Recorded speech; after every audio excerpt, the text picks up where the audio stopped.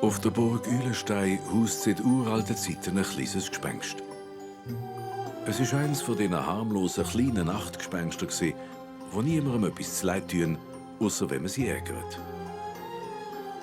Der Tag durch hat es geschlafen in einer schweren Eichenholztruhe mit Eisenbeschlägen. Die ist auf dem Estrich oben gestanden, gut versteckt hinter einem der dicken Kämme, und kein Mensch hatte eine Ahnung, dass sie eigentlich einem Gespenst gehört. Erst zur Nacht, wenn im Städtli Eulenberg die Rothausuhr Mitternacht geschlagen hat, ist das kleine Gespenst verwacht.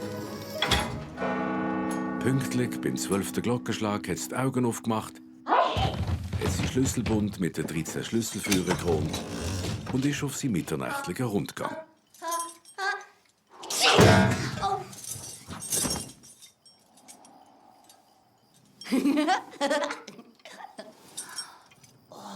Was für eine schöne Nacht.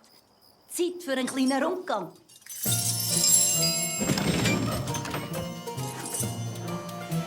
Ja, ich bin's kleine Gespenst. Ja, ich bin's kleine Nachtgespenst. Bin schon immer da, seit 100 oder 1000 Jahren. Ja, ich bin's kleine Gespenst. Ja, ich bin's kleine Nachtgespenst. Bin schon immer da, seit 100.000 Jahren.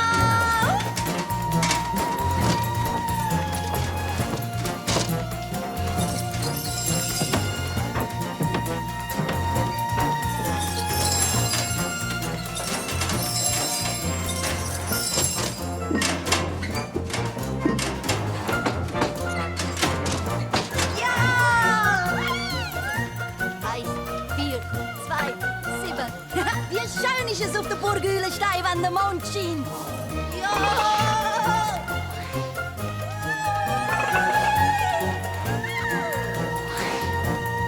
Guten Abend, meine Freunde. Wie geht's denn Ihnen? Sie sehen heute aber ein bisschen steif aus. Ja, ich bin das kleine Gespenst, das kleine weisse Nachtgespenst, bin schon immer da. Ah, Pfalzgräfin Genoveva Elisabeth Barbara, wie geht's denn Ihnen? Aha, ist die Dame wieder mal zu nobel, um mit mir zu plaudern? Dann wollen wir doch einmal schauen.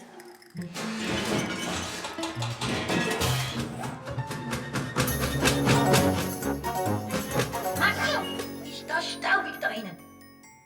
Keine Konversation? Nein, kein Wörtchen.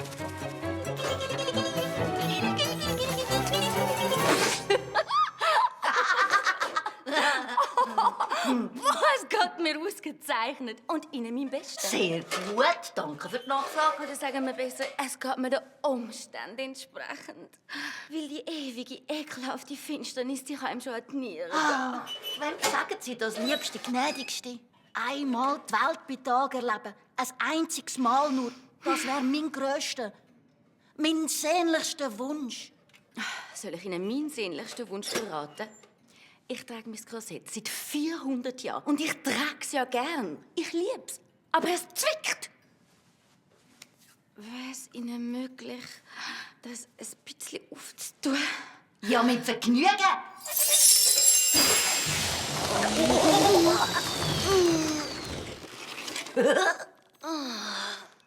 Gnädigster Dank, verehrteste. Gern. Und General Borstenson, wie geht's Ihnen denn heute? Oh nein, Sie schon wieder. Gnade mit dem königlich schwedischen General Torstensson. Ich bin unschuldig. Unschuldig? General Storchenson, wissen Sie wirklich nicht mehr, wie Sie vor 3 Jahren unseren schönen Eulenberg belagert haben? Vor 3 Jahren? Vor 300 Jahren. Vor 375 Jahren, um ganz genau zu sein. 3 oder 300, ist das so ein Unterschied? Wütig bin ich immer noch. Aber nur weil ich Eulenburg ein wenig beschissen liegt. Ein wenig? Oh! Ein halber Tag und die ganze Nacht haben Kanonen donnern.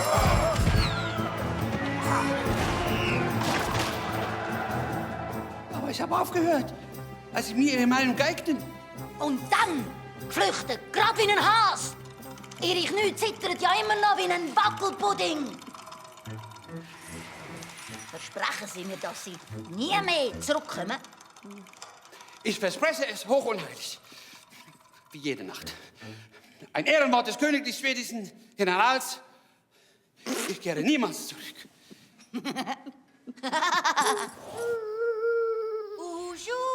Wo sind Sie, mein lieber Freund? Da, wo ich immer bin, sie Luftibus. Ah, im Mondlicht strahlen sie wieder mal weißer als eine Wolke Schneestaub. Der Mond, ja, ja. Aber wo ist denn die Sonne? Gar nie sehe ich die Burg bei Tageslicht.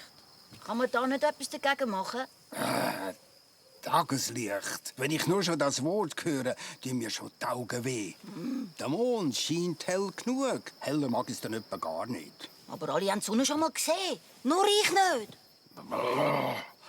Und wenn schon. Wir Nachtgeschöpfe sind einfach nicht fürs Tageslicht geschaffen. Auch Sie nicht, verehrter Freund. Sie ganz besonders nicht.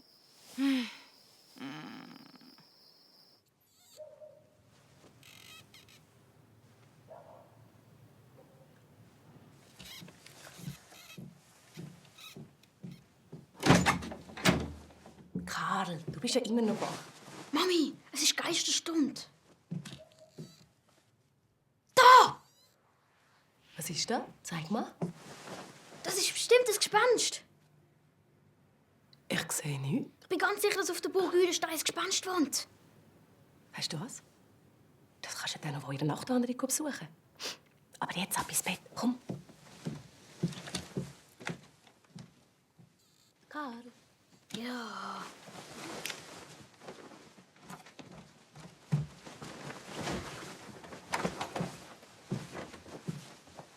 Und träum nicht wieder von Sachen, die es nicht gibt. Hm? Schlaf gut.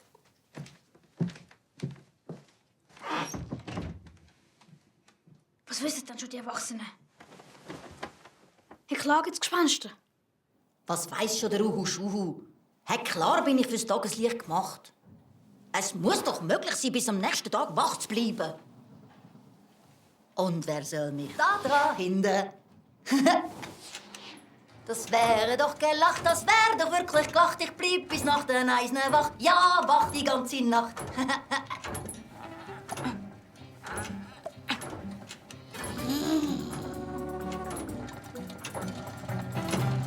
Das kann doch nicht so schwer sein.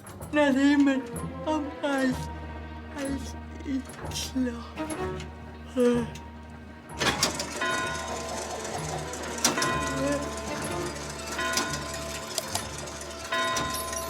Nein! Nicht in die Ruhe. Ich bin doch noch gar nicht müde.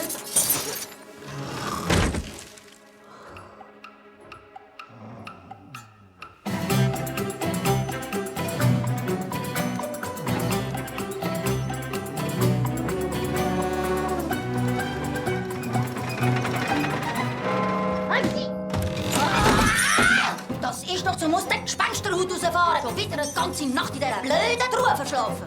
Aber mit dem ist jetzt Schluss. So. Wer nicht wach bleiben kann, der muss geweckt werden. Mit dem Wecker, den ich baue, ist noch jeder verwacht. Und der Wecker, den ich baue, der wird nicht leise, sondern der wird laut, laut, laut. Sie, Herr Maus, könnten Sie mir nicht dabei helfen, dass ich nicht immer am Eis einschlafe? Sehr gern. Lecker, lecker. Ordnung, Ordnung. Weniger Chaos, Chaos.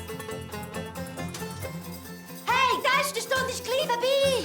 Familie Maus, sie geht. Bin bereit, bereit.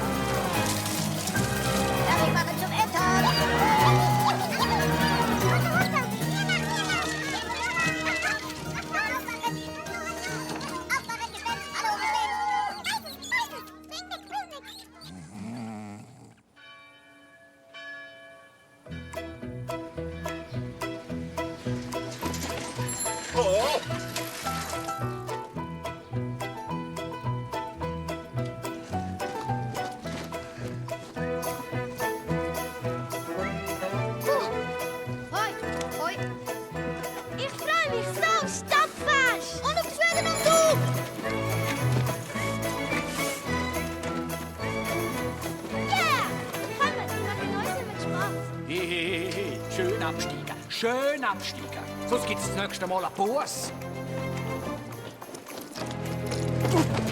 Entschuldigung. Sakrament noch einmal, hinter dir kein Auge im Kopf. So, und jetzt schnell in die Schule.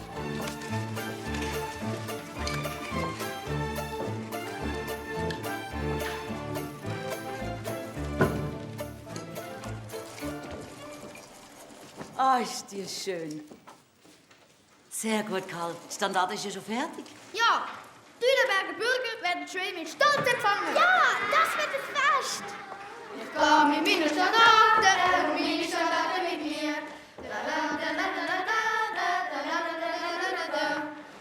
Frau Thalmeier, Ja, ich bin viel stärker als der Karl, um den Fahrtstandard zu tragen. Und wie du keine Lust hast, sie zu basteln. Frau Dahlmeier. Frau Dahlmeier. Ja? Brauchen wir für die Nachtwanderung eine Regenjacke? Wenn es regnet, Hannes. Jo. Okay.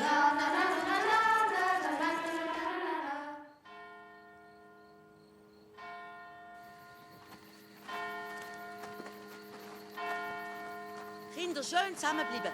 Peter, Hanna, nicht so schnell. Hey, du meinst, wir sehen wirklich ein Gespenst? ja klar, also ich hoff's. Oh Gott. Schon Mitternacht? Ja, Geisterstunde. Oh nein. Was ist das gsi? Das Gespenst mit Flüssel. Aber wenn sogar Sie, verehrter Herr Uhuschu, keine Erklärung dafür haben, warum dass ich immer am Eis einschlafe, wie soll ich denn das jemals schaffen, wach zu bleiben? Wer behauptet, ich habe keine Erklärung? Selbstverständlich ist mir bekannt, dass zu jedem Gespenst auf dieser Erde eine bestimmte Uhr gehört. Und nur von dieser Uhr alleine hängt es ab, wenn das Gespenst verwacht und wieder einschläft. Ach so. Ja, wenn Sie unbedingt einmal zu einer anderen Stunde verwachen wollen. Ja, dann wäre das nur möglich, wenn Sie die Uhr um die gewünschte Stunde würden vor- oder zurückstellen. Ach so. Ach so, ach so, ach so, ach so. Und auf welche Uhr kommt es dann bei mir an? Da fragen Sie den falsch, mein neugieriger Freund. Aber sonst wissen Sie doch immer alles. Ja, gerade drum. Ich will mir gar nicht vorstellen, was Ihnen alles passieren könnte. Lassen Sie doch einfach die Finger davon. So, Kinder, die Fackel gerade heben. Sehr gut.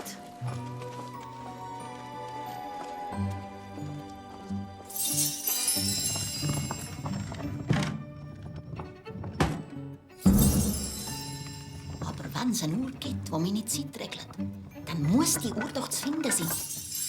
Aber wie finde ich heraus, welche das es ist?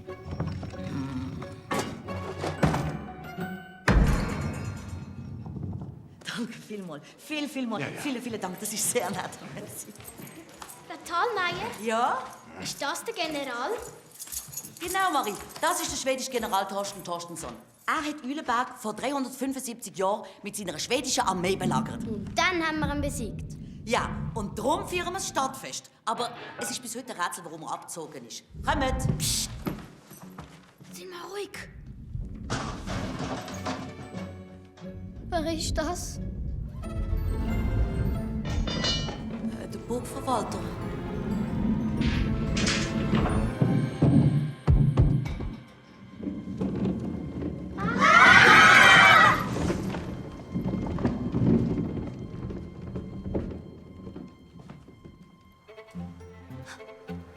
Möglicherweise ist das ja meine Uhr. Wenn ich die Zeiger jetzt ein paar Stunden vortreibe, dann müsste ich doch morgen auch ein paar Stunden später verwachen, oder? 1, 7, 4, 3 Stunden. Fertig.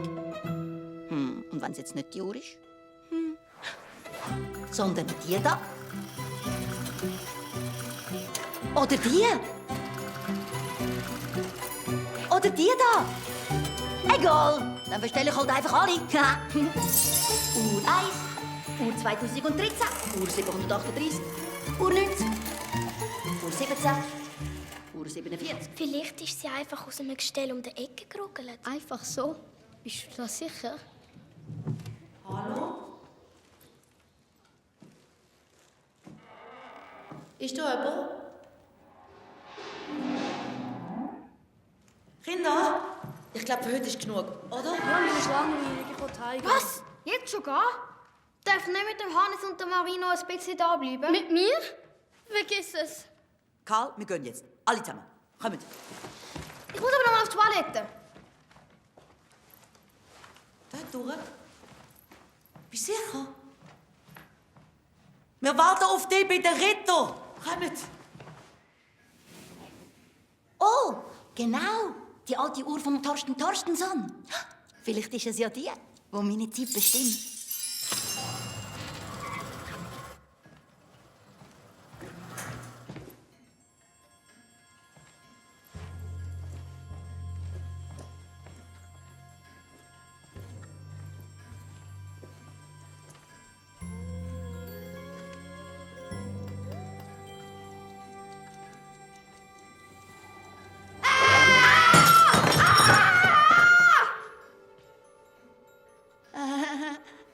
Hallo?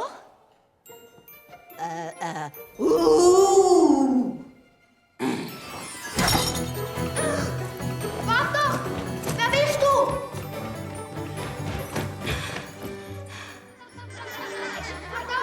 Halt einmal! Ich habe ein Gespenst gesehen. Du hast was? Ein kleines Gespenst mit einem grossen Schlüsselbund. Ein kleines Gespenst mit einem großen Schlüsselbund. Wirklich? Es hat Hallo gesagt und ist dann weggeflogen. Aber Sie haben doch die Geräusche auch gehört, was es gemacht hat. Da, schau mal dort. Da sind Mäuse. Die haben die Geräusche gemacht. Ja, und eine Riesenfledermaus haben wir auch noch gesehen. Und die hat etwa eine Kanonenkugel geschmissen. Wer weiß, was da sonst noch für Tiere rumrennen? Auf alle Fälle gibt es keine Gespenster. Doch, aber nur die mit Fnüssel. Hatschi! Da, ein Gespenst. Ein Gespenst mit einem riesen Schlüsselbund. Los, in den Drei! Ist nicht so schlimm, Karl. Du hast halt sehr viel Fantasie. Komm. Komm, wir gehen.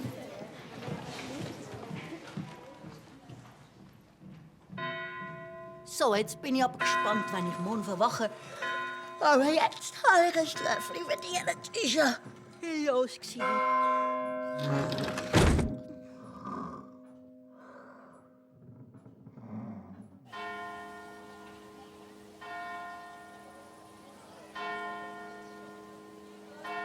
Zuerst einmal halten wir das Uhrwerk an. Dann bauen wir es Teil für Teil auseinander, dass wir es putzen und polieren können. Beim Schwedenumzug muss das Schätzchen nämlich auf die Sekunde genau gehen. Die Rathausuhr gibt nämlich Signal für Kanonenschüsse. Das tönt aber noch ganz schön viel Arbeit, Onkel Hubert. Allerdings. Und sag mir bitte nicht Onkel Hubert bei der Arbeit, Rudolf. Du bist der Lehrling und ich bin der Meister. Okay, Onkel Meister. Und wie lange brauchen wir dann etwa? Ich rechne mit ungefähr so 12 Stunden. Und dann wird die Uhr wieder zum Laufen gebracht. Ohne dass du es stellst. Aber dann geht es doch 12 Stunden an. Ach, Rudolf, jede Uhr hat 12 Ziffern. Wenn ich sie also 12 Stunden anhalte, also genau ein Umlauf, dann zeigt sie wieder die richtige Zeit. Und ob sie jetzt 12 Uhr Nacht oder 12 Uhr Mittag anzeigt, ist mir doch persönlich ganz egal.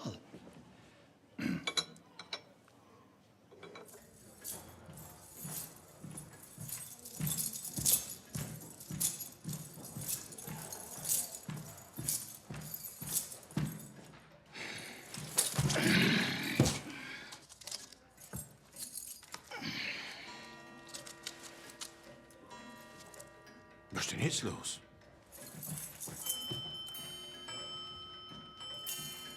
Die sind ja alle verstellt.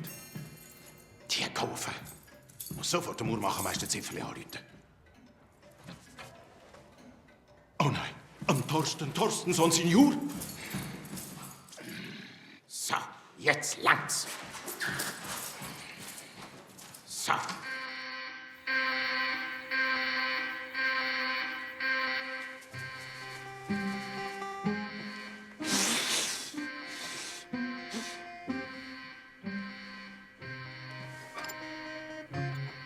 Und es ist ganz sicher, dass Sie die Vitrinen abgeschlossen haben. Natürlich. Was denken Sie, Herr Holzinger? Das ist die wertvollste Uhr im Museum. Tja. Gar kein Fingerabdruck. Da haben wir ganz gerissene Bürstchen am Werk. Eine solche Vitrine knacken ohne Spuren zu hinterlassen. Das bringen nur Leute fertig, die einen Haufen davon verstehen. So ein Quatsch. Das ist eines der Kinder, die am Samstag bei der Nachtwanderung dabei war. Vorher haben wir nämlich die Uhr noch gehabt. Aha. Ja, dann werde ich mir die Kinder mal vorknüpfen.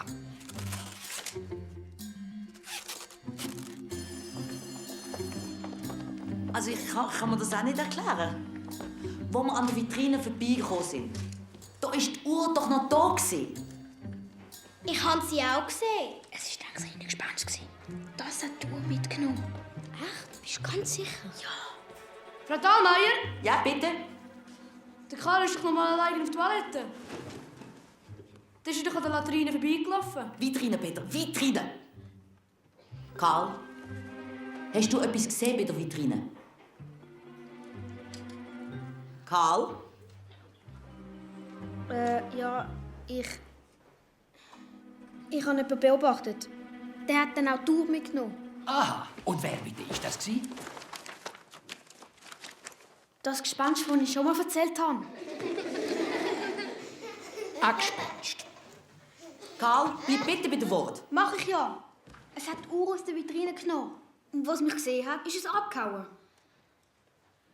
Karl, es ist mir ernst. Wenn du die Uhr mitgenommen hast und gerade wieder zurück ist alles vergessen. Aber sag uns bitte das Wort, wo ist die Uhr? Das Gespenst hat es mitgenommen. Los jetzt, Bürstli. Ein Polizeihauptmeister lässt sich nicht für blöd verkaufen. Am Torstensson seine Uhr ist ein ganz altes Stück und sehr wertvoll. So, Sie kommen hier nicht weiter. Ich werde mit den Erzeugungsberechtigten reden. Ja, es ist mir alles sehr unangenehm, wirklich. Wir bringen das wieder in Ordnung. Ja, wir reden mit ihm und dann rufen wir ihn an. Ja, machen Sie das. Meine Nummer haben Sie ja. 117? Exakt. Gut, bitte. Ah.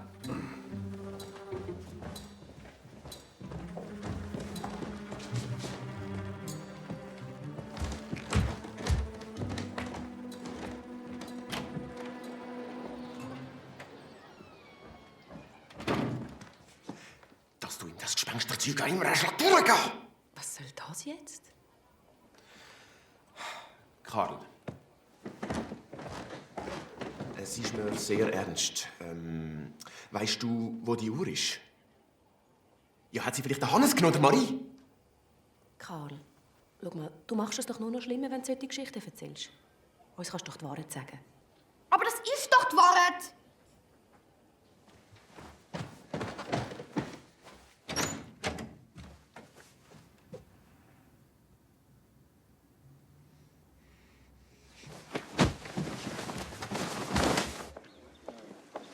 Karl, jetzt sag doch mal, wo du genau was gesehen hast, hä? Und warum? Du glaubst mir sowieso nicht. Ja, aber ich würde es dir halt so gerne glauben. Jetzt komm, vielleicht finden wir ja die Uhr, wenn wir zusammen suchen. Dann müssen wir aber ins Museum. Ja. Entschuldigung, arbeiten Sie da? Schaffen ist gut. Ich verwalte die Burg. Gut, dann können Sie mir sicher sagen, ob die verschwundene Uhr wieder auftaucht ist. Was auftaucht? Die Uhr ist gestohlen worden, von so einem Rotzlöffel, wie Sie ihn auf die Welt gebracht haben. Jetzt entschuldigen Sie mich, alle Burguhren müssen neu eingestellt werden. Und das sind nicht wenige. Oder, Kinder? Das Gespenst. Wohin gehen wir denn jetzt? Haschi! Wie sieht's denn da aus? Goldiges Mondlicht? Oh.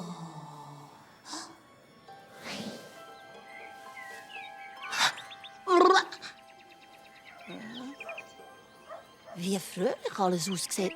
Das Efeu ist grün. Jedes Ding hat ja seine eigene Farbe. Oh. Träume ich, oder? Nein, es ist Tag. Es ist heller Tag. Juhu! Ich kann den Eulenstein bei Tag sehen. Juhu! Dann bist du etwa die Uhr, die meine Zeit bestimmt? Nein, du bist doch kaputt. Egal. Guten Tag, lieber Tag, bist so farbig wie ich mag. Hübsch und hell, ein bisschen grell, schön warm, sensationell. Oh, wie schön der Kronleuchter bei Tageslicht ist. Ui, und er streicht das Bild an. Das ist ja noch wunderschöner. Ja. Ja.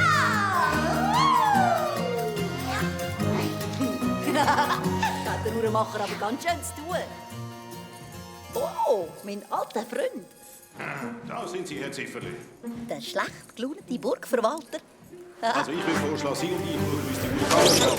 Ah! Bitte, was ist?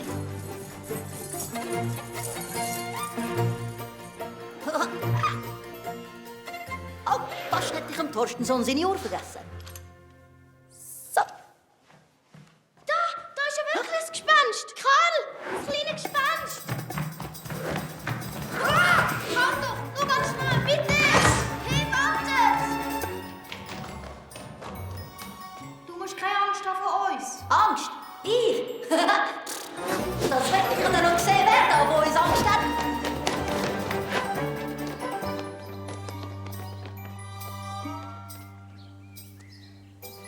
Wo ist Sonne? Da bin ich. Ja, hallo. Da bin ich. Schneller. Da.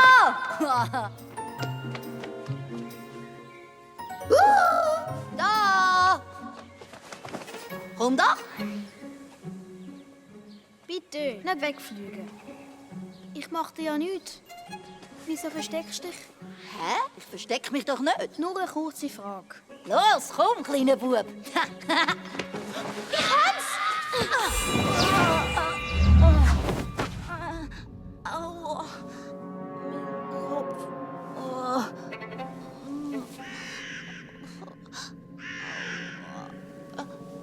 Was ist denn jetzt passiert? Wieso ist es jetzt schwarz? Ich muss noch weg.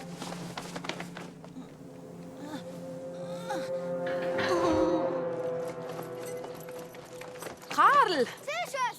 Karl, sag Es mal, ist was hier ist denn alles. los? Kopf und Ich sehe nichts. Ich auch nicht. Ist dort jemand reingekommen? Hallo?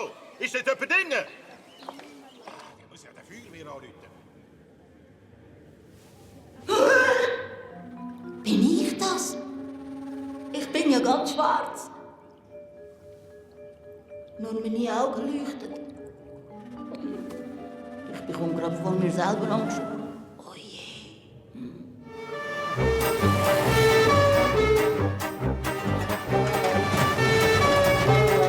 Sind Sie sicher, dass das Ding da unten ist? Das ist kein Ding, das ist ein Gespenst. Da ist es.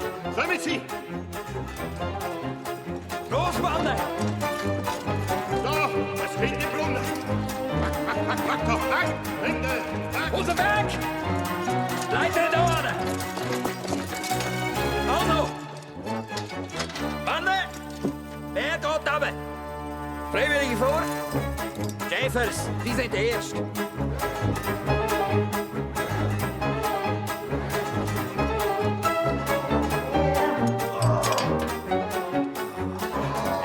Krause! Drucken! Schäfers, mach jetzt!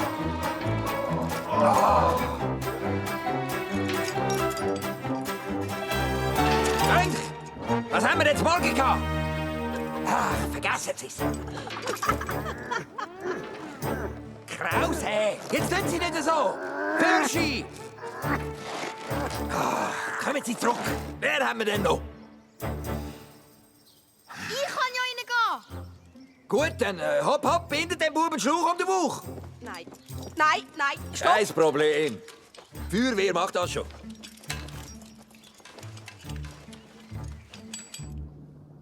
Aber warum bin ich denn jetzt schwarz geworden? Der schreckliche Schlag auf den Kopf vorher. Bestimmt war das wegen der Sonne.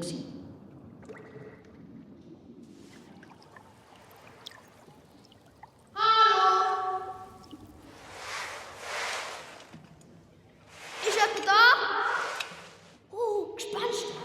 Bist du da? Nein, ist niemand. Ich möchte nur schauen, ob es dir gut geht. Danke, sehr nett. Kann ich dir irgendwie helfen? Ich glaube kaum. Bub, was ist los? Ist da unten jemand oder nicht? Ich weiss noch nicht. Aber du kannst mir vielleicht helfen. Wo ist am Thorsten Sohn seine Uhr? Du hast sie doch mitgenommen, oder? Ja, aber ich habe sie gerade vorher wieder in die Vitrine zurückgelegt. Wirklich? Danke. Hey, Bub, was ist los? Bitte, verrat mich nicht. Nein. Nein, da ist niemand. Danke. Und 2 und 3.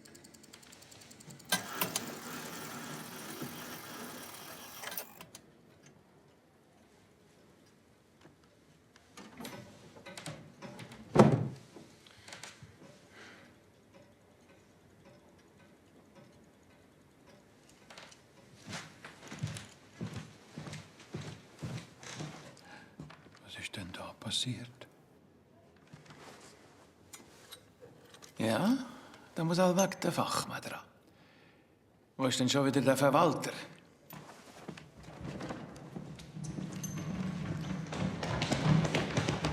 Da ist keine Uhr. Hey, das Gespenst hat dich angeschaut.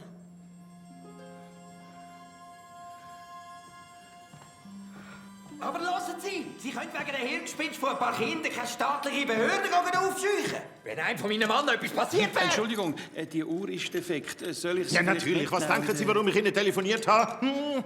Also, Herr Brandmeister. Herr Hauptbrandmeister. Herr Hauptoberbrandmeister von mir aus. Wenn Sie so gut wären, mir endlich einmal zuzulassen. Haben Sie überhaupt eine Ahnung davon, wie nervenaufreibend meine Arbeit ist? Oh. Ah. Gewaltig, mein Lieber. Gewaltig.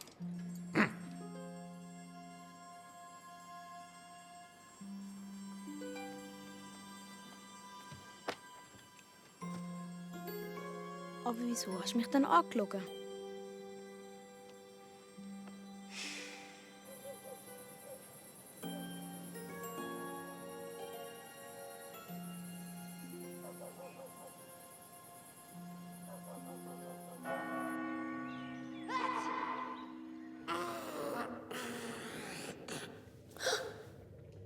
Oh, ich bin ja immer noch ganz schwarz. Oh je. Was ist denn das?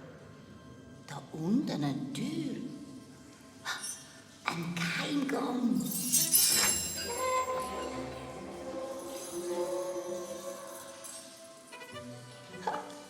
Dann schau ich einmal, wo die Gänge hingehen.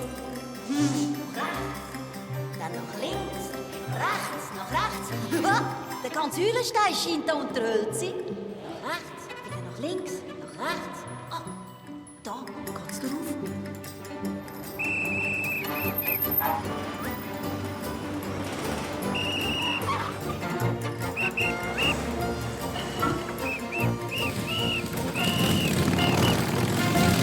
Aua! Was fällt denn eigentlich ein?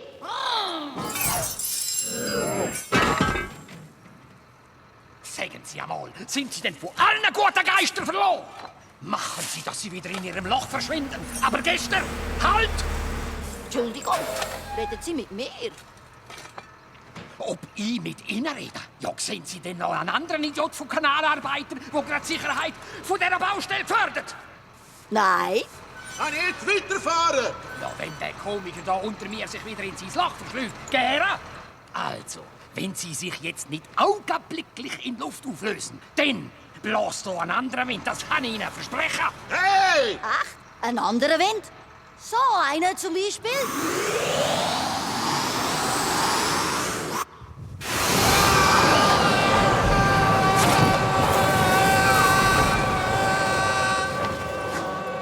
Der Uschur würde sagen, wer Wind sät, wird Sturm ernten. Ist ja richtig tolles Tagesgespenst sein. Irgendwie auch mal eine Abwechslung. Der Tülenberger.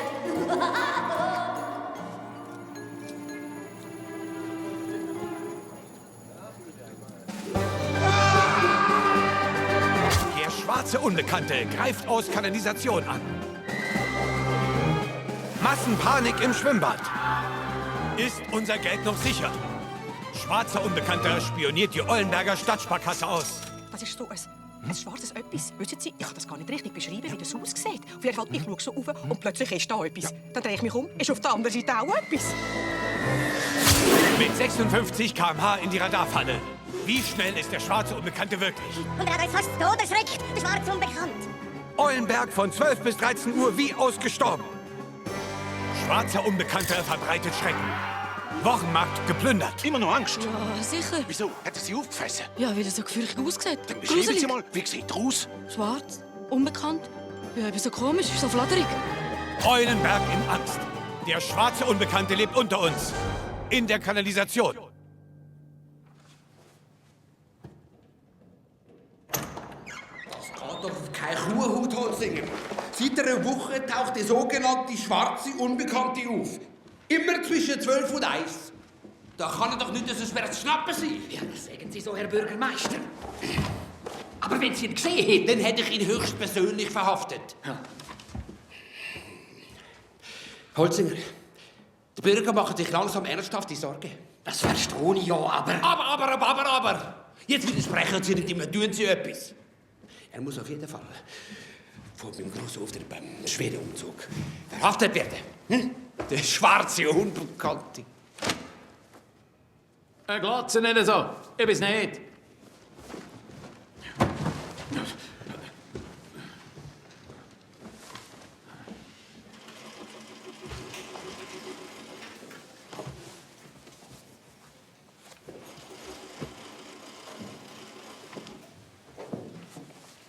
Schöner Hut. Das wäre die Hose. Oh. Karl, ich wollte dich einfach noch mal daran erinnern, dass du die Uhr, falls sie unterdessen auftaucht sein sollte, langsam einmal zurückgeben könntest. Er hat die Uhr aber nicht. Ich habe mit deinen Eltern abgemacht. Du kannst nicht beim Umzug mitlaufen, wenn du uns weiter von dumm verkaufst. Aber ich bin doch der Erste. Ich trage doch die Standarten. Im Moment trägst du gar nichts.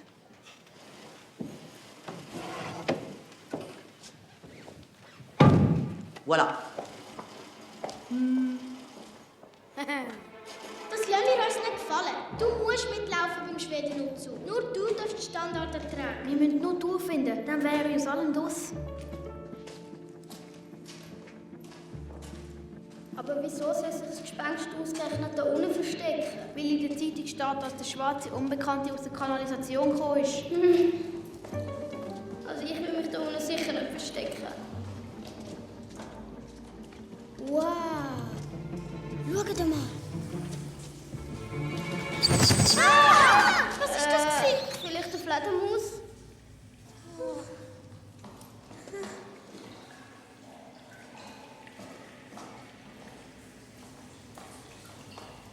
Ich hasse! Mensch, Marie! Ist doch nur eine Ratte!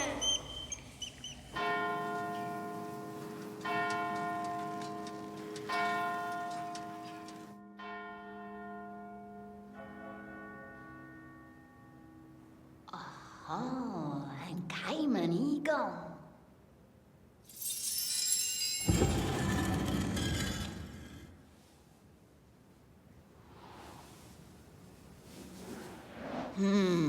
Das Eulenberger Rathaus ohne Leute. Ist echt Sonntag. Dann schauen wir mal. Hallo? Jemand da? Störi? Ist jemand da? Kein Sau da! Ich meine, Schwein.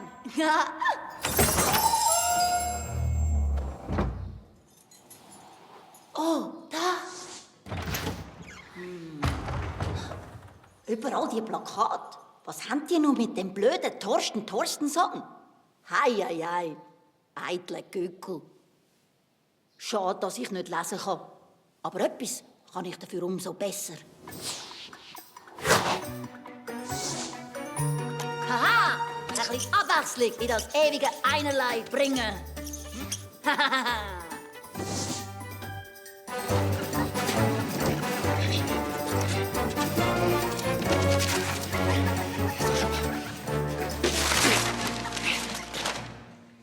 So siehst du doch viel besser aus als sonst.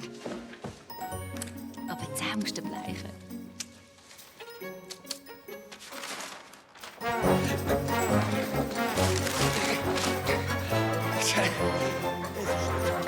Es ist unglaublich.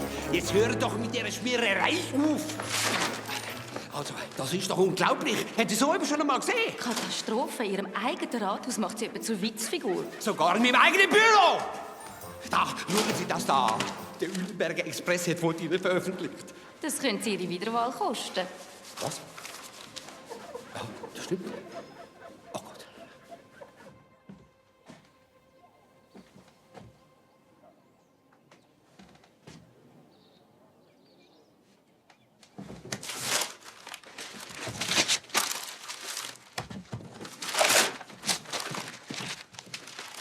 Sag mal, was machst du da? Drehst du jetzt völlig durch? Ich drehe durch? Nein, der Kleine dreht durch.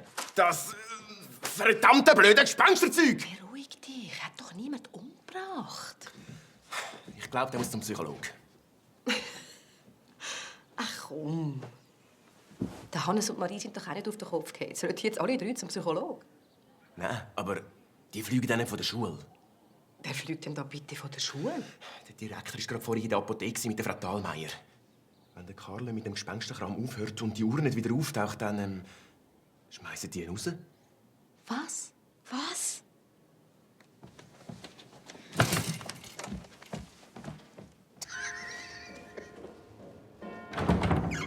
Bodenlos und Herr Bürgermeister, also der Vollbart steht Ihnen doch ganz ausgezeichnet. Ich werde Ihnen auch mal einen Vollbart mit ins Gesicht kribbeln, Holziger! Wenn Sie das abscheuliche Verbrechen nicht augenblicklich aufklären. Ja, also, wenn ich es recht überlege, könnte es da nicht eine Verbindung zum Fall vom schwarzen Unbekannten geben? Vielleicht hat der alle die Plakate vorgeschmiert. Schwarz Unbekannt?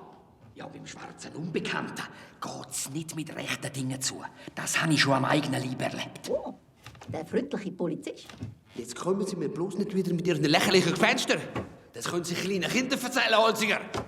Aber ich glaube nicht an Gespenster. So. Der Herr Bürgermeister glaubt also nicht an lächerliche Gespenster. Aha. Was ist das jetzt?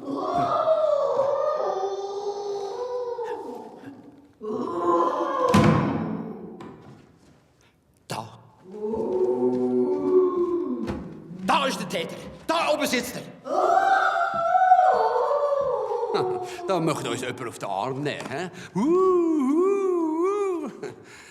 Zeig dir den Witzbold. Ich will sie nicht auf den Arm nehmen. Komm sofort an. Und hör auf, eine dicke Liebe zu riskieren. Sonst mache ich den Führer unterbinden, dass der Dora schenkt. Sie reden ja lustig. Auf den Arm nehmen, das tun wir doch gerade mal ausprobieren. Ich bin der Monsieur Lustig, ein Witzbold Cholera. Das Baby muss jetzt schlafen, eine Kellerjupse. Ihr seht zwar nicht so aus, aber ihr seid echt lustig. Und immer dran denken. Es gibt keine Gespenster!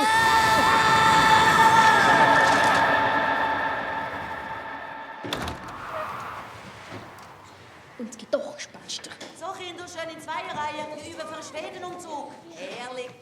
Sehr gut. Achtung, aufpassen, Gendarmen. Schön immer zu zweit. Und freut euch. Man ist stadtfest. Und Marsch. Los geht's, Männer. Suchen überall.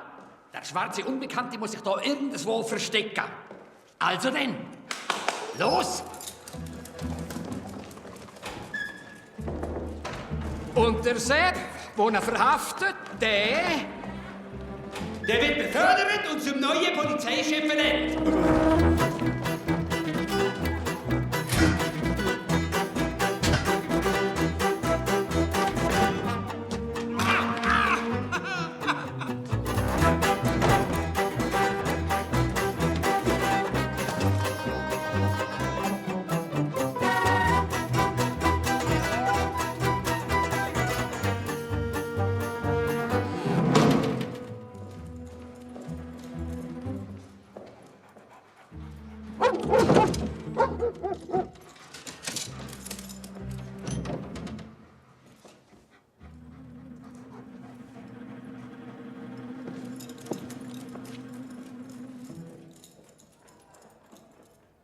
Warum regen die sich dann jetzt so auf?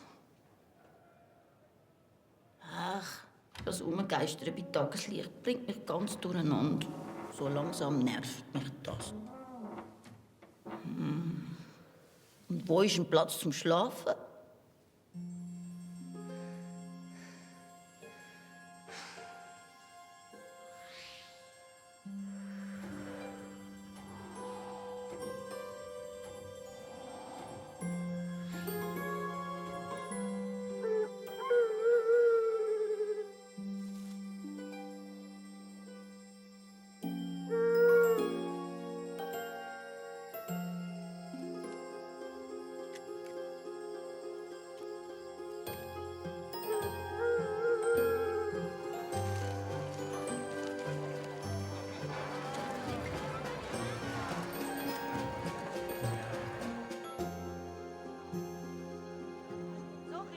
Schön zusammenbleiben. Wir stellen uns jetzt genauso auf, wie wir es geübt haben. Ihr zwei da, ja, Hannes und Marie, bitte, ja. Ehrlich, Kinder, was machst du dort hinten? Du musst dann führen mit den Standarten. Und jetzt? Wunderbar. So, schön zusammenbleiben. Bürger von Ülenbach, von der Stolz auf Sie. Los, Abmarsch zum Umzug.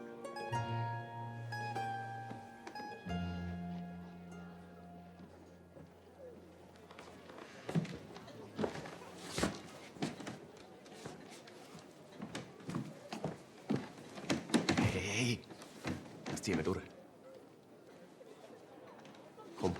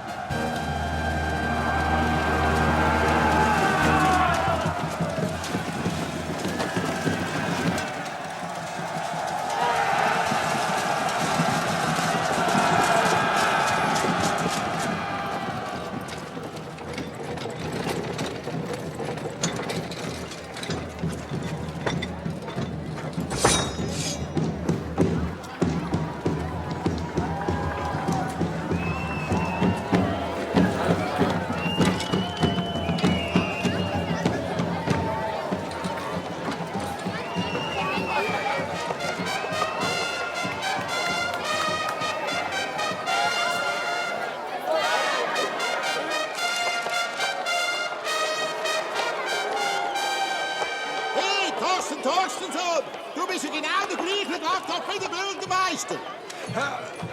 Ach.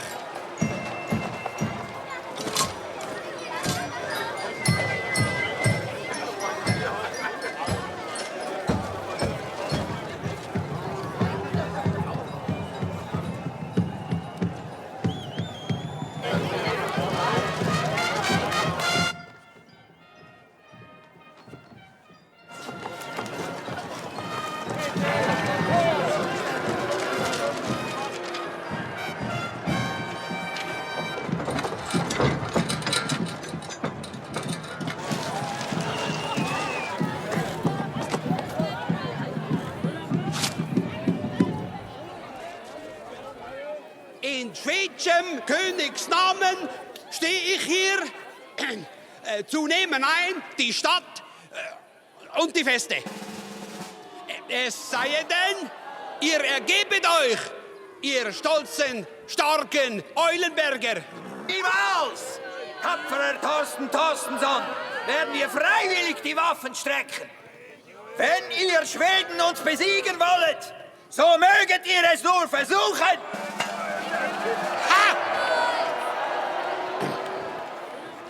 Kanonen bereit! Herr Bürgermeister! Herr Bürgermeister! Was denn? Wartet Sie auf die Uhr? Die gibt doch Signal für Kanonen. 1, 2, 4, 5,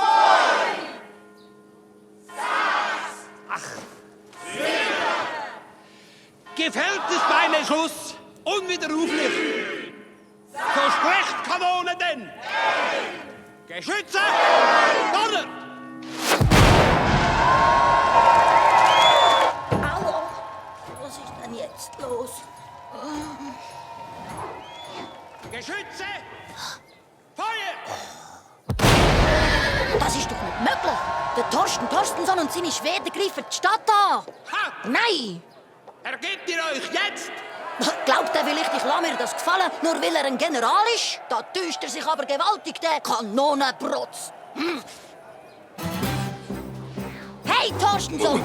Hast du vergessen, was du mir hoch und heilig versprochen hast?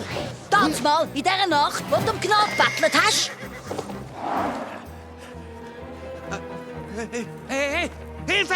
Hilfe! Hilfe! Nein, das Gespenst. Holziger! Holziger! Hilfe! Hilfe!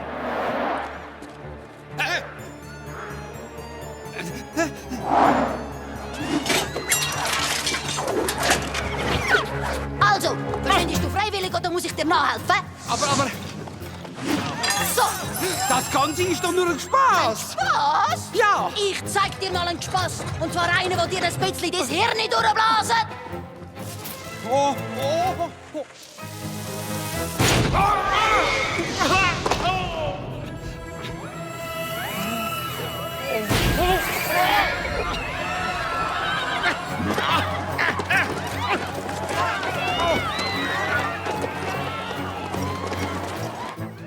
Was macht ihr denn da? Au, au, au! Wartet! Es ist doch nur ein kleines Gespenst! So, ihr schwedischen Halunken! Fahren zum Teufel! Mit all euren Säben und Kanonen! Ihr müsst keine Angst haben! Es ist nur ein kleines Gespenst! Es macht euch nichts! Bleibt stehen! Damit schon rum! So, und da, und da!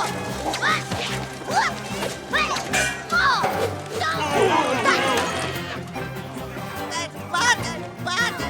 Juhu! Wir haben gewonnen! Hurra! Victoria! Juhu! Der Torstensson ist geschlagen! Eulenberg ist gerettet! Aber wo sind denn jetzt alle Eulenberger? Wir müssen doch jetzt den Sieg feiern. Wo sind ihr denn? Ich habe euch doch gerade gerettet! Und ihr nicht feiern? Feiern! Du hast das ganze schöne Fest kaputt gemacht! Was für ein Fest? Was habt ihr denn? Mach, dass du zum Teufel kommst! Hau ab, du Double!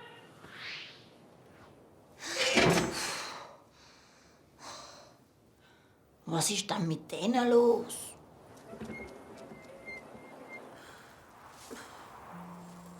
Niemand hat mich gern.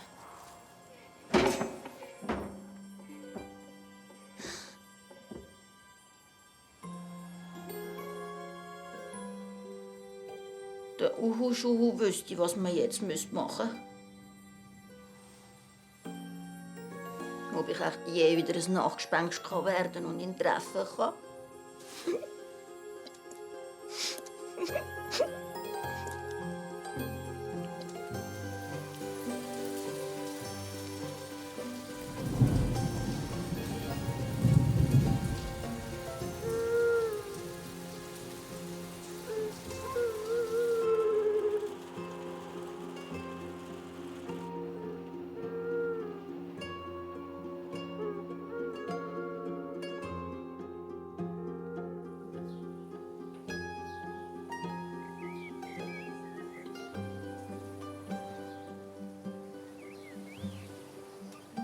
Ganz Eulenberg ist wütig.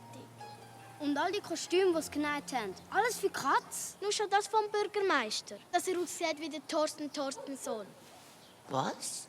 Das ist gar nicht der richtige Torstensson? Was hat sich denn das Gespenst nur dabei überlegt? Es hat gar nicht überlegt. Es hat mich doch auch angelogen, mit der Uhr. Gespenster sind einfach gemein und böse. Aber ich bin doch gar nicht böse. Woher kommst denn du jetzt? Ist das gestern wirklich nur ein Fest gewesen? Ich wollte Eulenberg nur beschützen. Die Schweden sind doch ein gefährliches Volk. Ja, früher vielleicht, aber heute doch nicht mehr. Und wie hätte Torstensson überhaupt zurückkommen? Kein Mensch wird fast 400 Jahre alt. Nicht? Auch nicht einmal generell. Das tut mir alles so leid. Ist mir sehr unangenehm. Und wann habe ich dich angelogen? Mit der Uhr von Thorsten Torstensson. Dass du sie wieder in die Vitrine zurückgelegt hast. Aber ich habe sie wieder in die Vitrine zurückgelegt. Ah ja, sie ist aber nicht dort. Ich glaube kein Wort mehr. Wegen dir wird der Karl aus der Schule geschmissen. Nur weil alle glauben, er hat die Uhr gestohlen. Komm mit.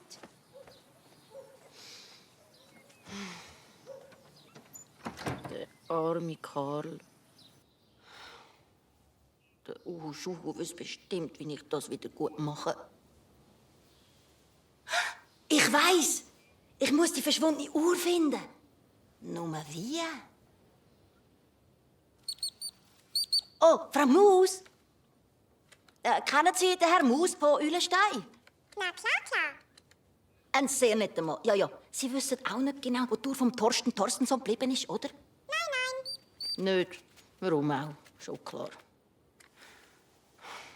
Wer könnte denn die Uhr mitgenommen haben? Der General? Nein, der ist ja fest in dem Bild drin. Die Feuerwehr? Nein, die war ja gar nicht im Museum. Der Burgverwalter? Nein, der bewacht die Uhr ja. Der Polizist? Der könnte es gewesen sein. Ja. Nein, Polizisten machen so etwas nie. Doch. Die Lehrerin? Aber was will denn die mit so einer Uhr? Wer war noch in der Burg? Immer Uhr. Der Uhrmachermeister! Ja! Der hat die kaputte Uhr mitgenommen. Natürlich! Frau Maus, wissen Sie, wo der Uhrmachermeister wohnt? Um die Ecke. Einmal links, zweimal rechts. Gerade um die Ecke? Das ist ja grossartig! Das wäre ja gelacht. Ich hol das Uhrli zurück im Nu, gern Nacht.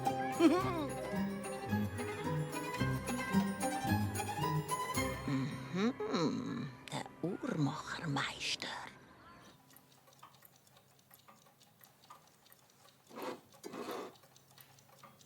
Onkel Meister, wann kann ich dann auch mal so eine Uhr schikanieren? Restaurieren, Rudolf, restaurieren. Ja, und wann dann jetzt? Ja, bald. Und wenn ich eine Uhr habe, die absolut nicht, wo nicht allzu viel wert ist. Einen Moment, bitte. Onkel, da ist gar niemand.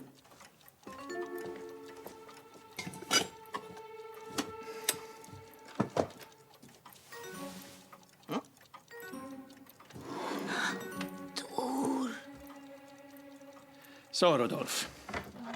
Wie wär's jetzt mal mit aufräumen? Da sieht sie wieder aus.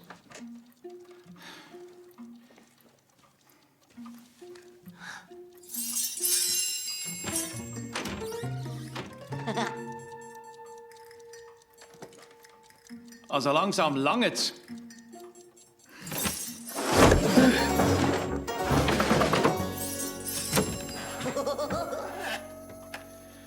Wollt uns da jemand auf den Arm nehmen? Also ich bis das mal nicht gewesen.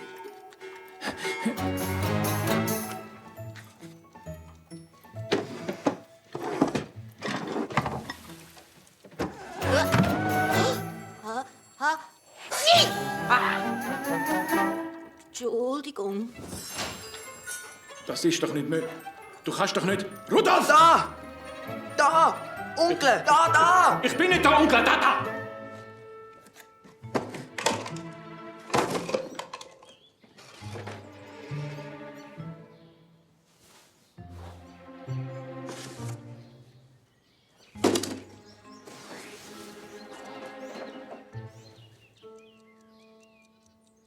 Das ist ja... Am Torstensson seine Uhr, ganz genau. Du hast sie also doch geklaut? Nein, ich habe sie nur wieder geholt. Der Uhrmachermeister hat sie aus der Burg mitgenommen. Der Herr Zifferli? Wieso dann? Um sie zu reparieren. Ah, danke. Bitte? Jetzt muss ich schlafen, schon spät. Aber warte mal.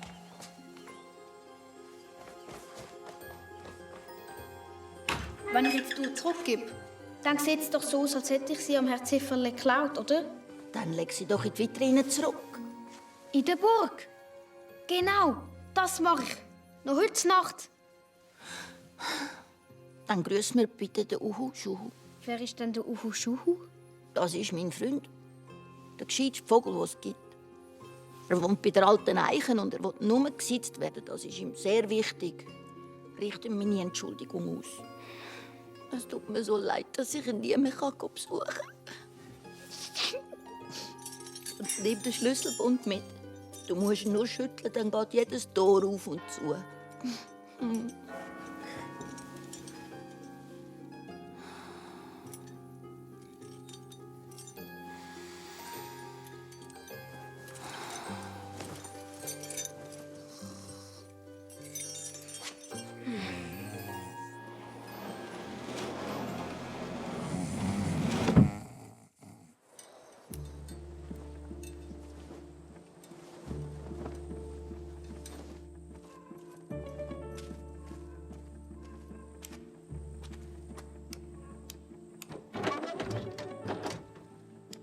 Kommt runter, aber leislich. Okay.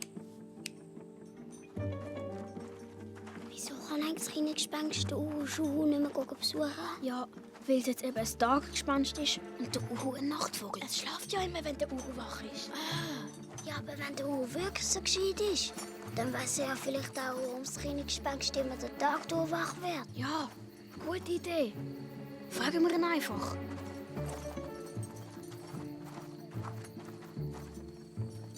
Wir sind da! Wir müssen leise sein. Es darf uns niemand hören.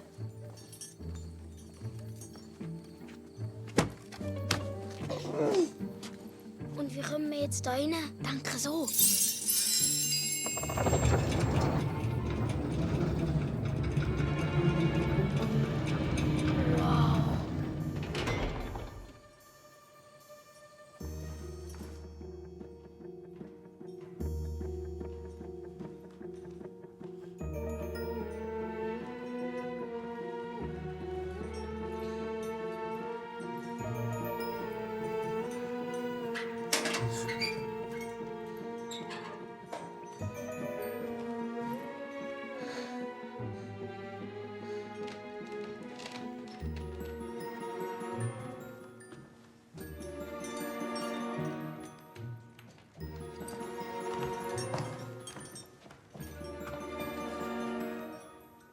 Was ist? Die beiden, die schauen so komisch. Die Bilder? Ja, die sehen so lebendig aus. Hör doch mal auf mit deinen Gespensten überall. Haha, sehr witzig, Marie. Ja, oder? Ich bin jetzt zuckt. Kommt weiter, bitte. Ja, die Herrschaften gefallen mir nicht.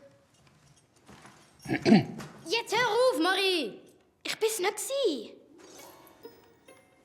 Der General! Er ist weg! Ich glaube, wir gehen lieber.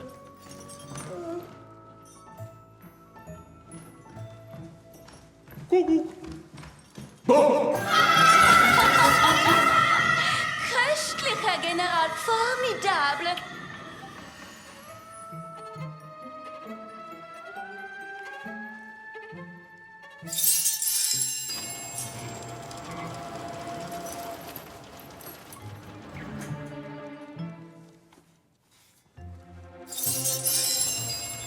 So, und jetzt los zum Uhu Schuhu. Ja, kommt!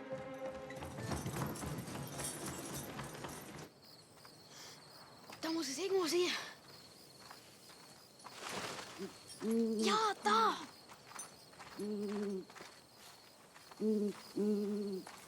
Du sollst Lampen ablöschen. Du blendest ihn. Verstehst denn du? Ihr nicht. Ah, er sagt, es liegt ja am Schlüsselbund. Lange den auch an. Wer sind Sie? Wir sind aus Eulenberg. Ein alter Bekannter hat uns geschickt. Ich wüsste nicht, dass ich in Eulenberg alte Bekannte habe. Ein kleines Gespenst. Ah, schau da. Ja, das freut mich natürlich. Ich habe meinen guten alten Freund schon ziemlich vermisst. Warten Sie, ich komme runter.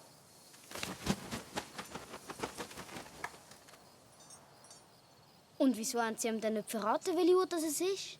Ach, ich kann meinen Freund nicht auf dumme Gedanken bringen. Aber jetzt können Sie es doch sagen, oder? Natürlich. Es ist die Rothausuhr, die man verstellen muss, damit das kleine Gespenst wieder ein Nachtgespenst werden kann. Die Rathausuhr? Ja, sie ist 12 Stunden lang angehalten worden. Vom Uhrmachermeister. Das pfeifen die Spatzen von den Dächern. Der Zifferle? Ist doch prima. Jetzt müssen wir nur die Uhr verstellen und das Gespenst verwacht wieder zur Nacht. Nur ist gut. Dann wünsche ich viel Erfolg und herzliche Grüße an meinen unglücklichen Freund. Ich hoffe, dass ich ihn bald wieder hier sehe.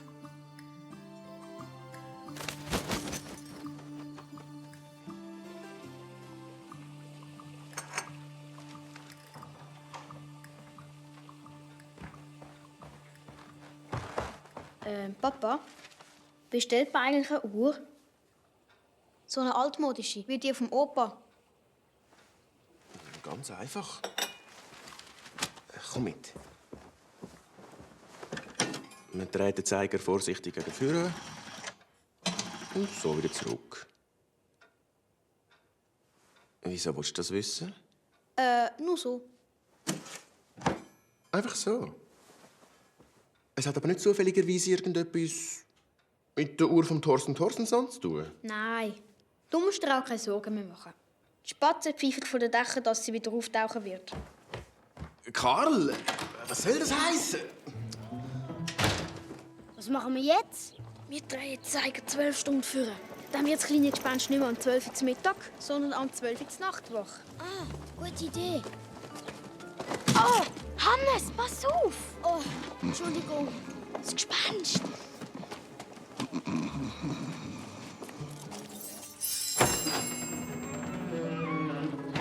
Hopp rein, schnell!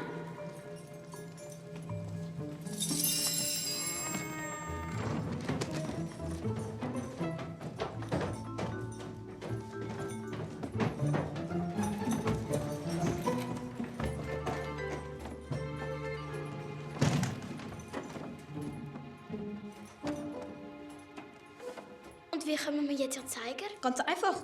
Rausklettern. Pass auf!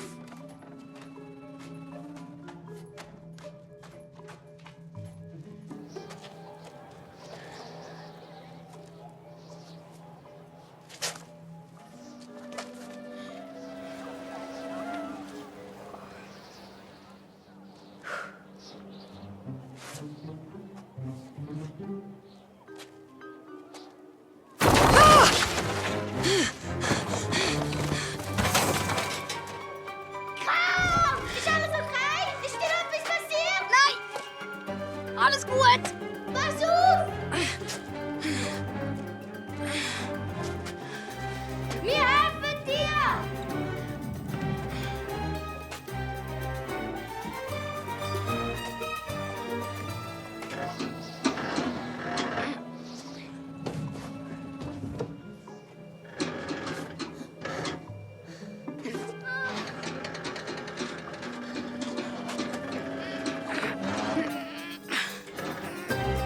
Pass auf!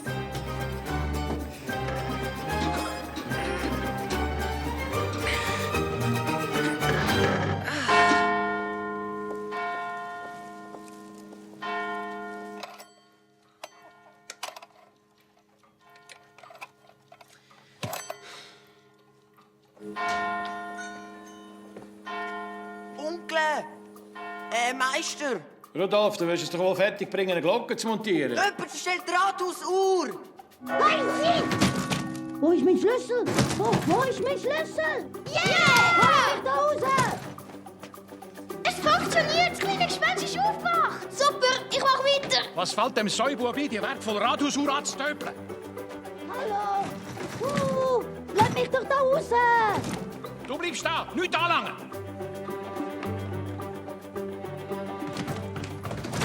Jetzt lass mich doch da raus! Ich versuch's ja! Der Krank verstellt gerade die Uhr um 12 Stunden. Welche Uhr? Es ist die Rathausuhr. Die ist für deine Zeit verantwortlich. Wirklich? Marie? Juhu, ja! Dann kann ich ja doch wieder ein Nachtgespenst werden!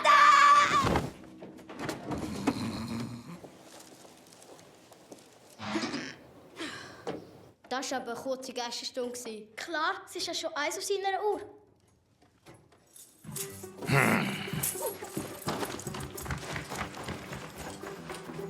Das geht doch nicht mit rechten Dingen zu.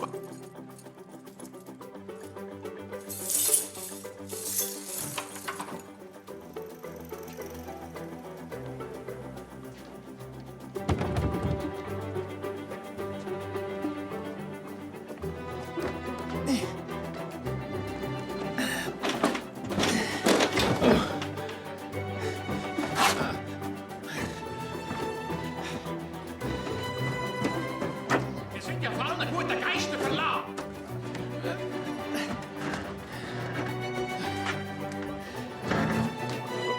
Hör auf mit dem! Machst die Mechanik kaputt! Ich muss die Uhr aber 12 Stunden vorstellen. Wieso? Ob es 12 Uhr Mittag oder Nacht ist, ist doch der Uhr vollkommen egal. Aber anderen nicht. Du kommst jetzt sofort runter! Nein! Dann werden wir doch mal schauen, wer der Sturer ist. Oh nein! Ah! Ah! Aufhören, der Karl geht runter! Was? Karl!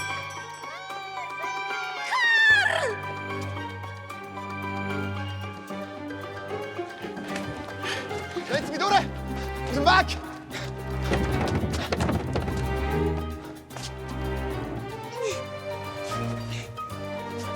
Was machst du denn jetzt schon wieder für einen Quatsch? Drehen Sie den Zeiger! Komm rein! Hilfe! Machen Sie jetzt!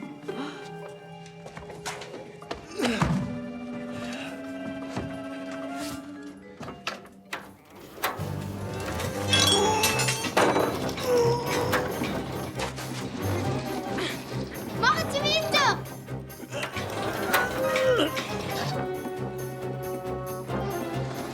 Stopp! Endlich aufhören! Zurück! Was ist denn jetzt los? Hallo? Entschuldigung! Passen Sie auf! Oh nein! Hannes! Das Gespenst! Nicht schon wieder! Sie hat mich rufen!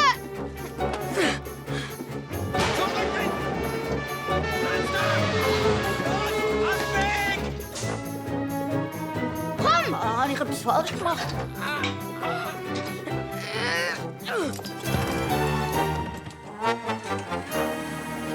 Ich schaff's nicht! Mach du! Ich? Blöde Kurbel!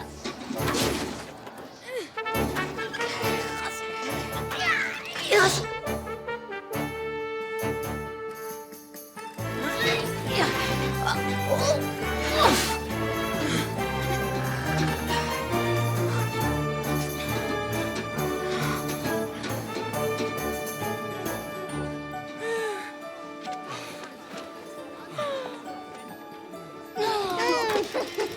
Kinder!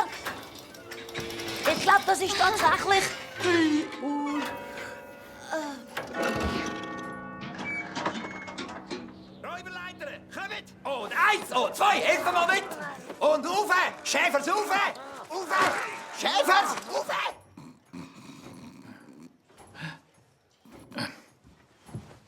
Und ich bin so verschrocken. Warum haben Sie nicht gerade gesagt, dass Sie die Uhr wegen einem Gespenst verstellen? Wie? Sie wissen, dass jedes Gespenst eine eigene Uhr hat. Natürlich. Jeder Uhrmachermeister, der ein bisschen stolz ist, weiss das. Und bei dem da ist es also die Rathausuhr. Interessant. Dann muss ich ja nur die Uhr ein Stück zurückdrehen.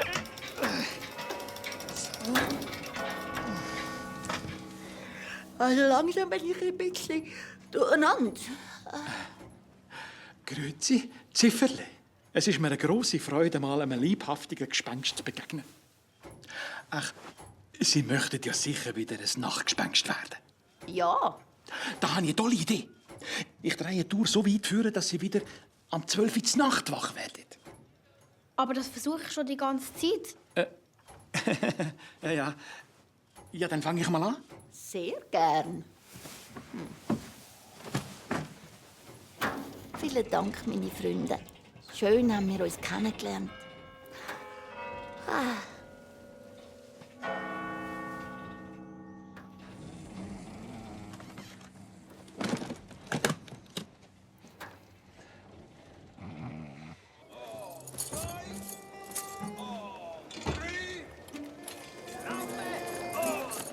1.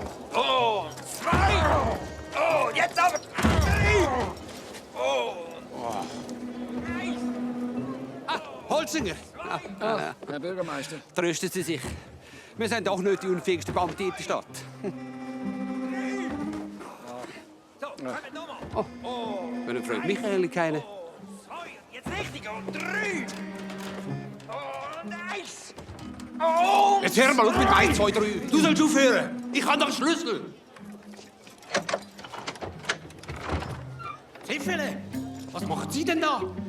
Los, Kinder, raus. Karl!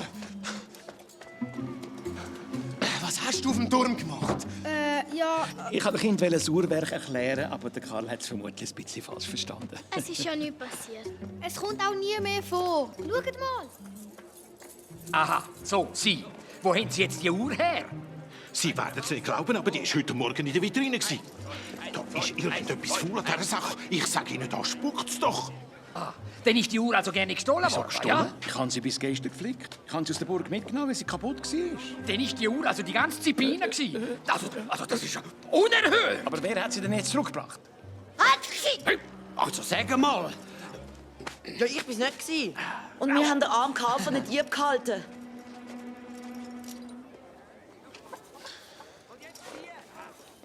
Karl... ich schäme mich so. Entschuldigung. Komm zu mir. Komm, Peter, wir entschuldigen uns jetzt alle beim Karl. Wieso bin ich jetzt nicht schuld, dass du weg warst, oder was? Hey, los, gang jetzt. Ja, tut mir leid.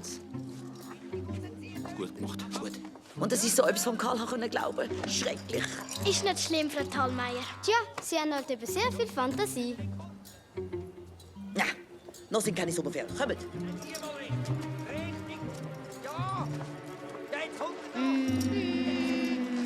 Hey!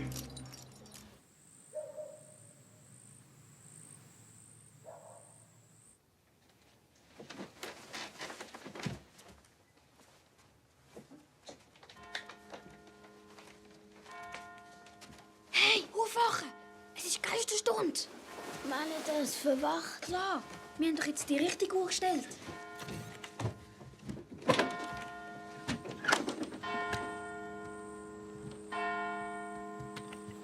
Noch 3 Schläge. 10, 11, 12. Mitternacht, Geisterstunde.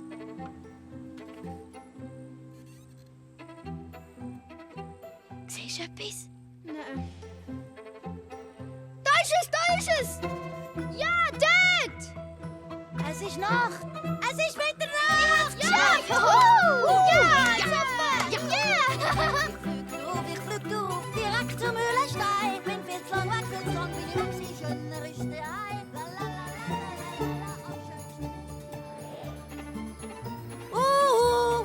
Schuhu! Wo sind Sie? Sie erlauben, Herr Schuhu? Ich wüsste nicht, was ich lieber erlauben würde, auch wenn ich sie fast nicht mehr erkannt hätte. Also, die Kinder haben Ihnen geholfen. Jawohl, wie echte Freunde. Der Rat, den Sie ihnen gegeben haben, war Gold wert. Ich danke Ihnen vielmals. Ist schon recht, mein Lieber. Aber unter uns gesagt, es war reiner Eigennutz. Das Leben gefällt mir doch deutlich besser, wenn jemand da ist, der mir auch Gesellschaft leistet. Dem kann ich nur beipflichten. Halt! Was ist denn das? Der Mond! So schön! Wenn ich ihn vermisst habe.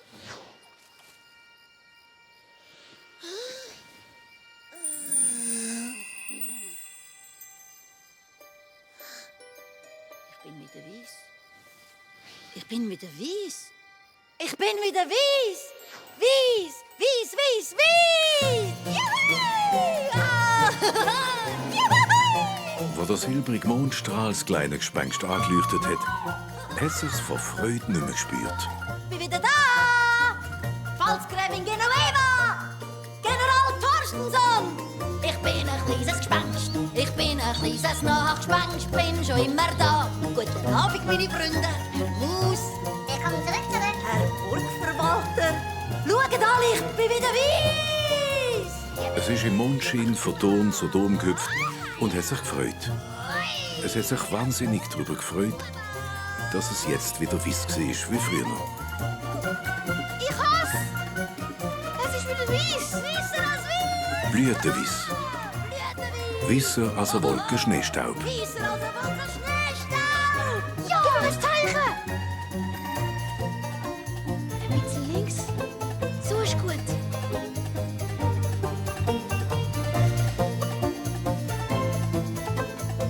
Es hat uns gesehen! Hallo!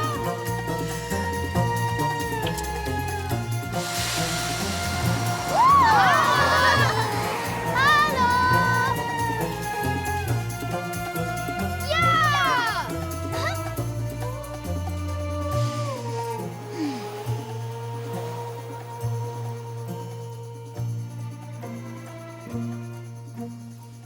Und immer dran denken, es gibt kein Gespenster. Ich bin ein kleines Gespenst, ich bin ein kleines Nachtgespenst, bin schon immer da, seit 100 oder 1000 Jahren. Ja, ich bin das kleine Gespenst, ich bin das kleine Nachtgespenst, bin schon immer da, seit 100.000 Jahren.